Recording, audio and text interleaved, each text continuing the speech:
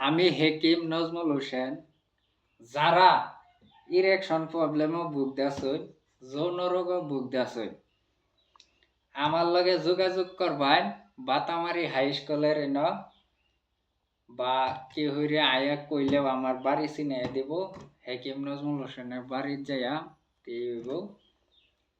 যারা যৌন রোগ ভুগতেছেন, বীর্যটা একদম পানির মতন পাতলা হয়ে আছে, ওয়ান টাইম ওষুধ খাইলে কি বীর্য গাঢ় হইব। আমার 1 চামচ ইয়ামিনী খালতা খাইবেন পার্টনারের সঙ্গে যাওয়ার 1 ঘন্টা আগে। 40 থেকে 1 ঘন্টা টাইমিং পাইবেন। যারা ভাবতেছেন বীর্যটা একদম চাল দেওয়া পানির মতন হয়ে আছে, পাতলা, কোনো কাম নাই, আমার এই খালতাটা ব্যবহার করবেন। 1 মাস ব্যবহার করার পরে আপনারা আগের মতন যৌবনটা ঘুরাইয়া পাইবেন।